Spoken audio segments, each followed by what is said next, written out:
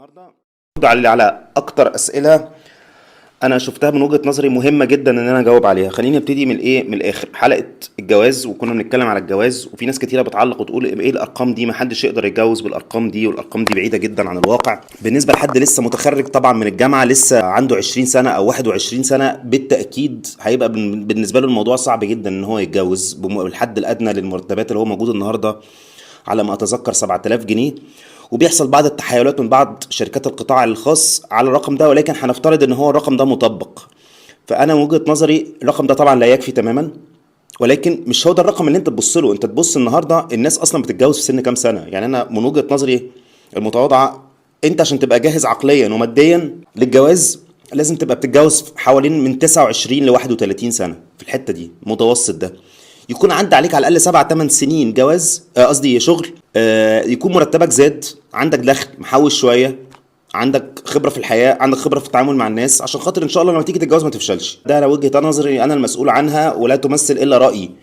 قد تختلفوا معايا وقد تتفقوا، ولكن في الجواز هو ده رأيي. ما تبصش النهاردة مرتب فلان 50,000 جنيه أو 100,000 جنيه، لا، بص هو بقاله 15 أو 20 سنة بيشتغل، سافر راح وجي، عنده خبرات في أماكن كتيرة، سي في قوي، خبرة قوية، بتعرف تتكلم معاه تاخد وتدي، بيسمع، بيحل، عمل إنجازات. فما تبصش على راس الهرم، بص الهرم تحتيه إيه. دي أول نقطة.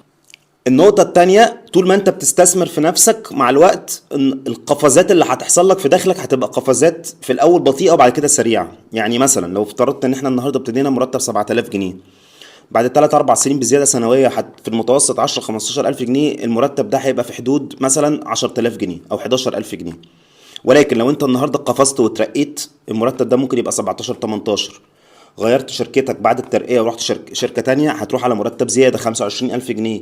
بعد 3 4 سنين اترقيت أو رحت شركة تانية، وهكذا هتلاقي مرتبك عمال يزيد. ده الطبيعي مع كل الناس في السلك الوظيفي، ده مش خيال علمي، كل الناس كده. في ناس بتجيلها قبل ناس، بس فما تقلقش، جاية. طول ما انت بتستثمر في شغلك وفي الخبرات اللي انت بتكتسبها من الشغل، وقتك هيجي ان شاء الله. طيب، معلومة تانية ملتبسة عند ناس كتيرة.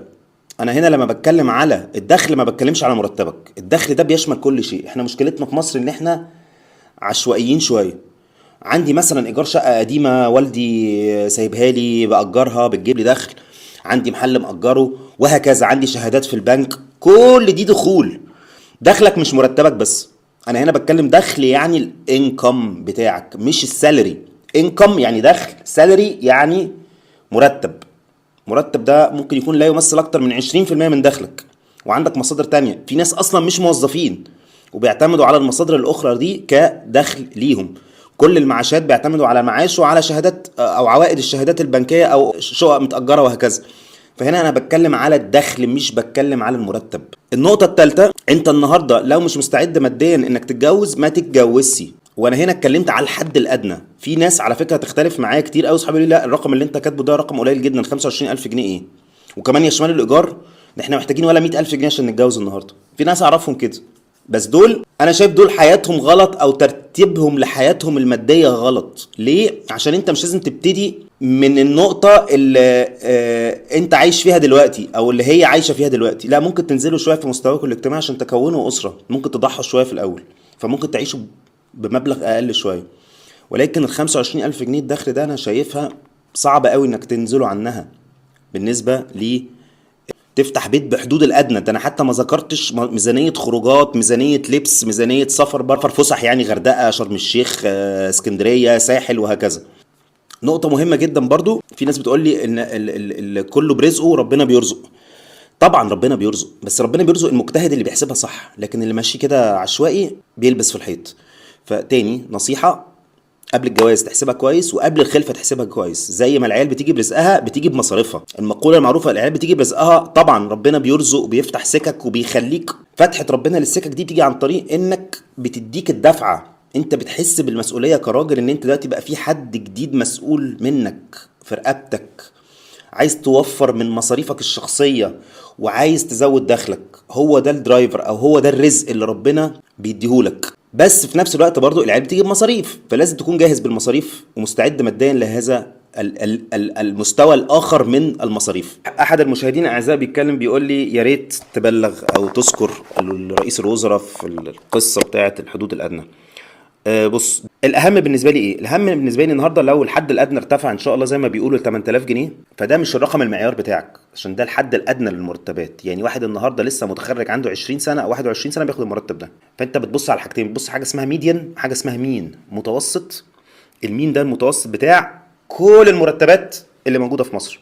طبعا حد هيرد عليا يقول لي طب ما في المرتبات العاليه هتبوظ الافريج او هتبوظ المتوسط ده. هقول لك طبعا كلامك صح مليون في الميه، ولكن مهم عشان انت بتاخد الارقام الصغيره الواطيه البيز الصغير، وبتاخد في المتوسط وبتاخد العالي. لو اخدنا بقى جمعناهم كلهم وقسمناهم على عدد الموظفين هيطلع الرقم ده حوالي من 12 ل 14 الف جنيه مرتب شهري.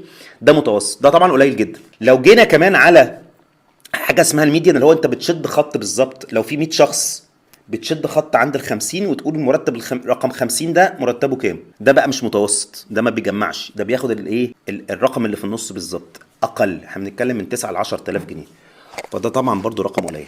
ولكن هنا بقى ده المهم اللي انا عايز اقوله، وده احد برضو الزملاء الاعزاء اتكلم فيه، ومقولة عجبتني جدا. يعني ما تضيعش وقتك، انزل اشتغل، انزل خد لك كورس زود بيه دخلك، اسعى انك تسافر، اسعى انك تترقى، اسعى انك تاخد مشروع او تاسكايه زياده في وظيفتك، فالناس تبص لك، فالناس تفكر تقول احمد ده شخص مجتهد، طب احنا عايزينه في وظيفه تانية، طب احنا عايزينه في منطقه تانية، طب احنا اتفتح لنا بوكس في وظيفه في حته، طب تعالى ناخده، الراجل ده ممكن يجي منه، وهكذا. لكن طول ما انت مضيع وقتك في الشكوى مش هتؤدي الى اي حاجه خالص تماما، ومحدش يفرق معاه حاجه. يعني انت ما بتفرقش مع حد، انا او غيري عنده مشاكله، كل واحد عنده حواراته، فمحدش فاضي لحد، ولا حتى يعني حتى ممكن اقول الاهل، ومش كل الاهل، يمكن الاب والام بس. فبدل ما تضيع وقتك في انك تحمل ناس او حد بره الدايره بتاعتك مسؤوليه اللي انت فيه، لا، انت مؤثر على دايرتك، انزل غير في الواقع بتاعك انت، ما تستناش حد يغيرك في الواقع بتاعك. لو مرتبك قليل انزل اسعى دور على وظيفه في شركه تانية بمرتب اعلى، اعمل شغل جانبي، استثمر في نفسك باي شكل، زود شغل، عدد ساعات الشغل، خد لك كورسات زي ما اقول لك، زود المهام الوظيفيه بتاعتك، وهكذا. عشان بس ما اطولش في الحته دي، كلنا ابتدينا من مرتبات قليله جدا. انا ابتديت ب 3000 جنيه، ايه المشكله؟ النهارده مرتبي زاد اضعاف الارقام دي، ما جاتش ما بين يوم وليله، انا بقالي 17 سنه بشتغل النهارده، فده طبيعي. واخدت خطوات جريئه، فحتى في السلك الوظيفي بتعتبر جريئه، ان انا غيرت مثلا تخصصي من هندسه، اشتغلت في البيع او في المبيعات، سبت شركه مالتي ناشونال ورحت شركه لوكال. ده برضو دي خطوه جريئه، او خطوه زي ما نقول ريسك تيكينج، واتعلمت فيها زي ما قلت لكم اكتر من اي حاجه تانية كنت ممكن اتعلم فيها في حياتي. ورجعت مالتي ناشونال تاني لظروف ما. خطوات في منها ممكن يبقى يعني ريسك بزياده، وفي منها ممكن يبقاش ريسك بزياده، ولكن في الاخر الحمد لله دخلي زاد. بس فده المطلوب من سعادتك، تاخد ريسكات محسوبه او حتى مش محسوبه لو انت في بدايه حياتك، ولكن تقعد تستثمر في نفسك. هو ده المطلوب من سعادتك دلوقتي، خصوصا لو انت لسه صغير تحت ال 30 سنه. يبقى حد بيقول لي بيرد على برضو موضوع الجواز، فعلا ان الاخلاق مش موجوده خالص دلوقتي. فلا، انا مش متشائم قوي كده. هي في طبعا في افكار كده جديده علينا، احنا مش يعني غريبه، وزي ما بنقول كده دخيله على المجتمع المصري، دي بسبب السوشيال ميديا. ولكن انا مقتنع بحاجه، انا مقتنع ان البيت هو العامل الاكبر، الاب والام في تربيه الولاد اهم حتى من المدرسه واهم من اي حاجه. لو انت مكبر دماغك وسايب عيالك للسوشيال ميديا، وسايب العيال وصحابهم او للمدرسه او للشارع، انت اللي هتشيل الليله، انت اللي هتدفع الثمن، واولادك هيدفعوا طبعا الثمن ان هم هيروحوا. ولكن الاخلاق موجوده، انا مقتنع بكده. ولا وفي اهالي كتيره مركزين مع اولادهم وبيجوا على نفسهم وما بيكبروش دماغهم. فلو انت اب او ام، انا رايي يجب التركيز في تربيه الاطفال، ده اهم استثمار في حياتك كلها، اهم من الذهب، واهم من الفضه، واهم من العقارات، واهم من البورصه، واهم من وظيفتك، واهم من كل حاجه. انت ممكن تعمل كل الحاجات دي عشان خاطر تصرف بيها على اولادك ويبقوا يعيشوا ويطلعوا احسن منك، وفي الاخر انت عشان منفضت في التربيه، فكل ده يروح على الفاضي. طيب نقطة مهمة جدا عشان بسمعها كتير قوي في الحتة بتاعة الإيجار فيرسز الشراء. الإيجار مش تاني أنا هكررها تاني، الإيجار مش مضيعة للفلوس خالص. لما تكون بتدفع 10000 جنيه في الشهر إيجار، يعني في السنة 120000 جنيه في شقة تمنها بنتكلم على 4-5 مليون جنيه، يعني كام؟ يعني بنتكلم على 3-4% نسبة من نسبة، يعني نسبة الإيجار من قيمه العقار ولا حاجه. هو ده اللي انا بتكلم عليه. لما توصل النسبه الاعلى من كده نبقى ساعتها، لو وصلت ل 8 او 9%، يبقى ساعتها نفكر ان احنا نشتري الشقه. انت النهارده حتى لو هتقسط شقه، الشقه التقسيط دي، ما انت هتضطر تسكن برضه في شقه ايجار وتدفع ايجار لغايه ما تستلم الشقه الجديده دي. محدش هيسلمك النهارده شقه بالتقسيط استلام فوري، قليلين قوي اللي بيعملوا كده. فده بس تعليقا، بلس ان مش كل الناس عندها القدره الماليه ان هي تحط كاش في شقه 4 او 5 مليون جنيه. لو حتى عندك القدره دي حطهم في البنك احسن. 4 5 مليون جنيه دول هيجيبوا لك مليون جنيه في السنه. بينما انت لو رحت اجرت الشقه دي هتدفع فيها 120 150 200 الف جنيه على اقصى تقدير. فانت كل الفرق ده داخل في جيبك. الناس بتتكلم برضو، بتسالني بتقول لي ايه بدائل الفرح. بدائل الفرح، انت لو هتصرف 200 الف جنيه و 300 الف جنيه في فرح، روح اصرفهم في عشوه حلوه مش هتكلفك اكتر من 30 40 الف جنيه انت واهلك واصحابك، والباقي ده كله حوشه. روح افتح بيه حساب في البنك، او فرق الفلوس ده تروح تفتح بيه حساب في البنك، او تروح تحطه في حساب في ثاندر، او عندك بدائل كتير. روح اشتري سبائك ذهب. يعني ده بالنسبه لي بدائل الفرح. وبدائل الفرح العمليه ايه؟ كاتب كتاب طبعا احسن اوبشن بالنسبه لك. اختار جامع من الجوامع الجميله الحلوه المعروفه. في جامع بتاع الماظة لسه فاتح، لسه حاضر فيه من احلى ما يمكن. طبعا فاطمه الشرباطلي اللي في التجمع، دي الجوامع اللي في دماغي دلوقتي. الجامع طبعا بتاع محمد علي اللي في القلعه، بس ده طبعا غالي، بس طبعا ارخص من الفرح. في اماكن كتيره قوي دلوقتي موجوده تقدر تعمل فيها كتب كتابك. طبعا جوامع المشير طنطاوي اللي برضه في شارع الان ايه، ما بين وصلة مدينة نصر والتجمع. تاني برضه بخصوص الجواز، دايما التوقعات والواقع، او الطموح، مش الطموح، التوقعات الاولانية والواقع، الفرق ما بينهم ده بيعمل فرستريشن او غضب. كل ما الفرق ده بيكبر كل ما الغضب بيزيد والضغط بيزيد، وهيخليك تستلف وهيخليك تتحوج لناس. فعشان كده انا كنت قلت في الحلقة يا ريت يبقى في التوقعات قريبة جدا من الواقع، ولازم الكلام ده يبقى موضح بشكل كلير جدا او واضح جدا بالنسبة للطرف التاني او لشريكة حياتك. برضو حد بيقول لي الفواتير النت والكهرباء والميه والغاز لفردين 5 6000 جنيه مش كتير؟ لا، انا هنا بتكلم برضو على، انا نسيت اوضح النقطه دي. 5 6000 جنيه دول بيشملوا الانتقالات كمان. الانتقالات دي هي اصلا تلتين المبلغ اللي انا اتكلمت عليه، فدي مهمه جدا يعني. مش بتكلم على الكهرباء يعني. لو شلنا ميزانيه الايجار او ميزانيه العقار، الرقم ده طبعا هيقل، ممكن تعيش ب 20 18 في الحته دي. فده طبعا مهم جدا.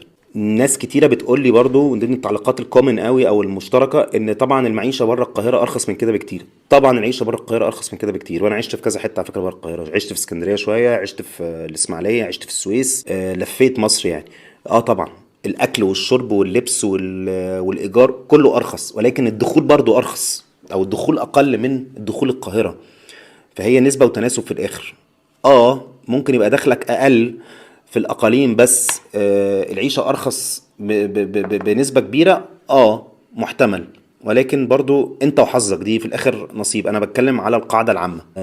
هناء العدل تقريبا هي اللي كاتبه التعليق، بتقول ان الفرح والتفاصيل المرتبطة بالفرح بقت حاجة شبه مقدسة، او عاملة زي حاجة مقدسة لازم الواحد يلتزم بيها عشان خاطر الناس ما تاكلش وشنا. حابب بس تاني افكر الناس، الكلام ده ما كانش موجود من 100 سنة، او على الاقل بالشكل اللي احنا شايفينه ده من افوره واستنزاف للموارد الماليه. ما كانش موجود الكلام ده زمان. البساطه حلوه. هو في الاخر المهم ايه؟ المهم يبقى في توافق عائلي ما بين الاتنين، وتوافق ما بين الشخصين. ولا هينفعك فرح من ابو 10 مليون جنيه لو ما فيش توافق. الناس بتطلق بعد شهر وشهرين. فانا رايي وفر الفلوس دي على الاقل ليكوا اتفسحوا بيها. لو عندك القدره انك توفر الفلوس دي، حتى ما تحوشهاش تصرفها على بيتك، تصرفها على عربيه جديده، تصرفها على لبس ليك، تصرفها على فسحه في شهر العسل، اعمل كده. ولكن هجيب فلوس اصرفها على فعلا على فستان وتصوير وكوافير واكل وشرب، جايب ناس، انا اسف ان انا اقول معظمهم جاي في منهم اللي نيته مش حلوه وهيقر عليا، او ناس انا ما فرقش معاهم ولا هم يفرقوا معايا. طب ليه مضيعه الفلوس دي؟ احد برضو المعلقين بيتكلم على البخل بمناسبه برضو الجواز والبادجيتنج والميزانيه وكده. والله اللي عايز يقول عليك بخيل يقول عليك بخيل، هي دي امكانياتي وهي دي قدراتي. اللي مش عاجبه يشوف نصيبه في حتة تانية. في الاخر هو لازم يكون في توافق من الاول. لو ما فيش توافق ما بين الليفل التفكير بتاعك وليفل التفكير بتاعها، انتوا الاتنين على نفس الخط، يبقى لا، يبقى بالعكس، يبقى مصلحة ليكم مصلحة ليها انكم تفركشوا من الاول وتوفروا على نفسكم مشاكل بعد كده كتير. لكن مفيش على قد امكانياتك او اقل من امكانياتك حاجه بسيطه، اقل من دخلك حاجه بسيطه عشان تعرف تعيش مستريح. وبمناسبه الفشخره، الاجانب مش كده خالص، مفيش اي تقريبا حد في العالم بيعمل الفشخره اللي احنا بنعملها دي. وانا سافرت وشفت ناس كتيره، وشفت ناس اغنى مننا الاف الاف المرات، ما بيصرفوش الصرف التافه العبيط اللي احنا بنصرفه على حاجات كتيره قوي في حياتنا، واهمها طبعا مصاريف الفرح. وكل حاجه مربوطه بنسبه، وكل حاجه مفهوم هي لا تمثل اكتر من اكس من ثروتي او من دخلي. الاجانب يا جماعه، بصوا على الاجانب لما بيجوا مصر، حتى بص لبسهم. انا اعرف ناس او بشوف ناس ممكن يعيش 10 15 سنه في اوروبا مثلا ما عندوش عربيه لاسباب كتيره، باركينج، اقساطها كتيره، مصاريف التشغيل بتاعتها غاليه، وهكذا. نفس الكلام في امريكا، بتبص على لبسهم مش هتلاقي لبسهم اللبس اللي انت متخيله. الكلام اللي متصدر لنا ده متصدر لنا من السوشيال ميديا، لكن الواقع حاجه تانية خالص. الناس دي بتفكر مليون مره قبل ما تطلع فلوس وتصرفها في اي حاجه. فاحنا ما نضعفش للتيار او للاغلبيه اللي هم في معظم الاحيان بيبقوا اغلبيه ظاهريه مش اغلبيه فعليه، اغلبيه السوشيال ميديا اللي هم غنم. ما تمشيش وراهم ولا تسمع كلامهم في اي حاجه. البيت والست تشارك في مصاريف البيت ولا لا؟ بس اوضح حاجه، اكيد لو الست تقدر ان هي تساعد جوزها تساعد، بس ده مش اجبار. هو ده اللي انا اتكلمت عليه. الست مش مجبره ان هي تساعد. لو هي عايزه تساعد وعندها القدره الماليه ان هي تساعد، ده مش عيب ولا حرام ولا اي حاجه، ولا يقلل من الراجل. ولكن في مشكله، هو ده اللي انا بشوفها في الطبقه، خصوصا الناس اللي حواليا، ان هم عشان عايزين يعيشوا في مستوى اجتماعي اعلى من اللي هم دخل الراجل يسمح بيه، الست بتخش تدفع كتير. احنا عايزين نعيش في مستوى اعلى، نركب عربيه احسن، نصيف في حته احسن، فالست بقت بتخش تدفع فلوس كتير. هنا دور الراجل بيقول ايه؟ لا، احنا هنقلل، خلي الفلوس دي احتياطي، دي فلوسك، دي امكانياتك احتياطي، دي تخش في الحاجات الاساسيه بس مش في الحاجات الرفاهيه، او عشان عايزين نعيش في عيشه مش عيشتنا، او نخرج مع ناس احنا مش قدهم، او حاجات كتيره قوي. يعني نصرف صرف احنا مش حمله. دي اول حاجه. الحاجه التانية، الراجل ليه دور والست ليها دور، زي اي شركه في الدنيا. انا مهندس بشتغل في موقع، في محاسب قاعد في المكتب، في مدير مالي قاعد في المكتب، في رئيس مجلس اداره قاعد بيعمل حاجه رابعه، وهكذا. الراجل ليه دور ان هو يجيب دخل للبيت ويصرف على البيت، والست دورها جوه البيت. الست مش دورها انها تنزل تشتغل.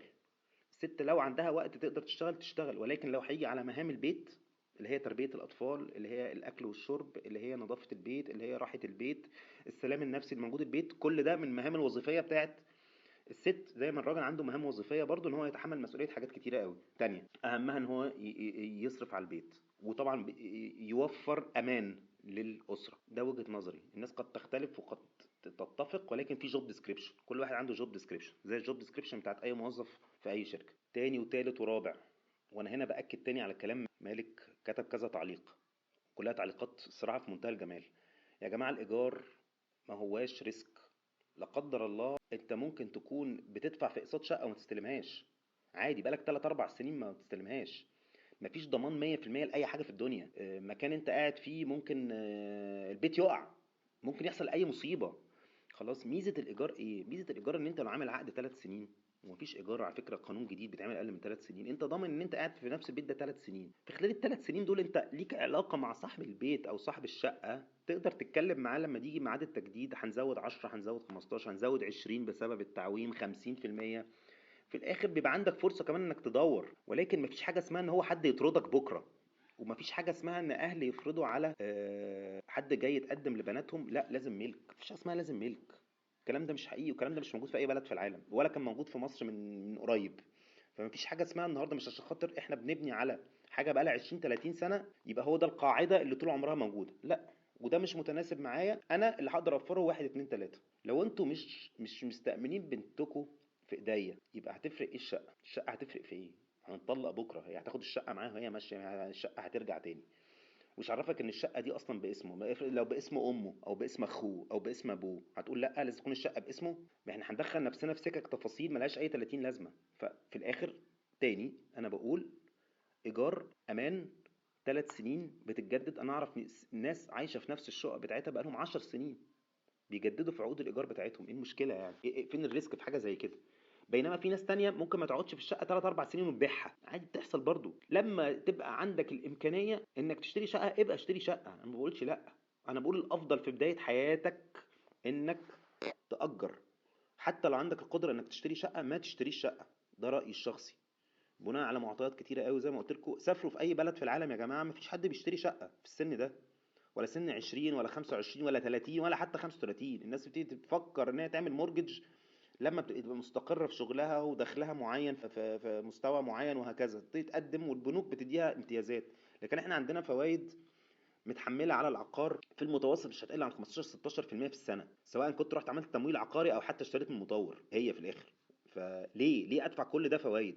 لما تبقى الفوائد تنزل ان شاء الله، نبقى ساعتها ممكن نعمل تمويل ب 4 5%، وده عمره ما هيحصل يعني، بناء على المعطيات الاقتصاديه. الحاله الوحيده اللي نقدر نطبق فيها نظام الاوبن مايندد او النظام الجديد العالمي في تقسيم المصاريف، ده لو كل المهام اللي موجودة في البيت متقسمة النص بالنص. يعني انت بتغسل، هي بتطبخ، انت بتنظف، هي بتصلح، هي مش عارف بتعمل ايه، فساعتها نقسم النص بالنص. ولكن انا شخصيا شايف ان ده نظام مش سستينبل، او نظام نقدر نحافظ عليه مدة طويلة. هيحصل خلاف، هيحصل خلاف. ده كده انت بتخلط في المهام الوظيفية ما بين حاجتين، او ما بين وظيفتين، بينما المفروض يبقى دي وظيفه ليها مواصفاتها، ودي وظيفه ليها مواصفاتها. احمد بندق بيتكلم فيه ان ربنا بيرزق بعد الجواز. طبعا ربنا بيرزق بعد الجواز، انا ما قلتش ربنا ما بيرزقش بعد الجواز، بس في حد ادنى عشان ما تبهدلش بنات الناس معاك، ولا تبهدل نفسك، ولا تحط نفسك في ضغوط ماديه وضغط نفسي رهيب. ما تخشش استثمار ده طويل الامد، ده اللي هو اهم استثمار في حياتك، او اهم مشروع هتعمله في حياتك هو مشروع الجواز. ما تخشش فيه وانت مش جاهز. ما ينفعش تقول النهارده انا هروح اشتغل مهندس وانت مش معاك اصلا درجة الهندسة، او تروح تشتغل محاسب وانت ما بتعرفش تعمل تحليل مالي، او تروح تفتح قهوة وانت معكش جنيه واحد تجيب بيه كرسي، او تجيب بيه كوبايه حتى فاضيه.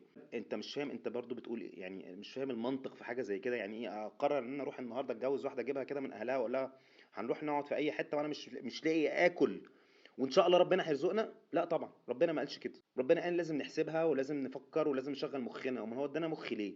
ما احناش انا اسف في اللفظ، ما احناش حيوانات وخلاص يعني هنروح نعمل تكاثر وبعد كده مش هنشوف بعض تاني. لا، احنا هنقعد مع بعض فترة طويلة، عشان العيال دي محتاجة تربية. العيال دي عشان تتربى كويس لازم تبقى موجودة في بيت مستقر، يعني ماديا مستقر، يعني نفسيا مستقر. كل ده مش موجود بسبب الفلوس، شئنا ام ابينا الفلوس النهارده حاجه مهمه. يبقى هتوفر كل ده ازاي؟ احنا مشكلتنا ان احنا بس ايه، ما بنصبرش، ما عندناش حته الصبر دي. كلنا بنبص لبعض، ودي اتجوزت عندها 22 سنه، وده اتجوز وعنده 25 سنه، والحق صاحبي اتجوز، وبنت خالتي اتجوزت، ومش عارف مين اتجوز. هو ده اللي بيحط علينا ضغط نفسي، ان احنا نقعد ممكن ناخد قرارات خاطئه ومتسرعه من غير ما نكون حاسبينها صح. ده انا شايفه هو اكتر حاجه بتسبب مشاكل في الجواز، الضغط الاجتماعي او الضغط المجتمع على الناس. فأنا رأيي التوافق العقلي والذهني والعائلي، دي حاجات مهمة جدا. لو مفيش توافق في بنود مهمة جدا في الجواز، المشاعر مش كفاية خالص. انت مش هتفصل عن نفسك انت عن اهلك، ولا هي عن اهلها، ولا هتحاول تفصلها، ولا هي تحاول تفصلك، ولا هتروحوا تعيشوا في بلد تاني. في الاخر انتوا عايشين عبارة عن اسرتين بيندمجوا في بعض، مش شخصين. فلازم يكون في توافق. نفس الكلام عقليا، لازم يكون في توافق، لازم بيكون في افكار مشتركه، احلام مشتركه، ريفرنسز، او زي ما بنقول عليها بالعربي قناعات مشتركه. لو المسافه بعيده او الفجوه بعيده في التفكير، هتبقى الحياه صعبه جدا حتى لو في مشاعر. اهم حاجه الناس لازم يكونوا، الشخص اللي انت هتتجوزيه والست اللي انت هتتجوزها لازم يكونوا يعرفوا ربنا. يعني ايه يعرفوا ربنا؟ مش بيروحوا بس مش لابسه حجاب مثلا وبتصلي وبتصوم وبتعمل العبادات الشكليه، لا، لازم من جوه تكون انت فاهم التفكير ده ايه. اناني، كذاب، بخيل، بيعامل اهله وحش، بيعامل الناس وحش، مش مسؤول، متدلع. كل دي حاجات، ده دين على فكرة، هو ده الدين. انا ما بتكلمش انا على عبادات اللي احنا فاكرينه دين، ده اسمه عبادات. لكن الدين هو ده، هو الاخلاق، هو المعتقدات، هو طريقة التعامل مع الناس، طريقة التعامل في الحياة، طريقة التعامل مع الاهل. ده المهم. لكن الصلاة والصوم دي عبادات ممكن يكون واحد النهاردة مقصر فيها وبكرة يلتزم بيها. انا كده تقريبا غطيت معظم الكومنتس اللي انتوا اتكلمتوا عليها في اخر جواز. لو دخلك اقل من 25,000 جنيه، وان شاء الله ان حلقة النهاردة دي تعجبكم، ولو عجبتكم يا ريت تعملوا لايك وشير وسبسكرايب عشان توصل لاكبر عدد من المشاهدين. واشكركم تاني على التفاعل بتاعكم مع المحتوى التاني.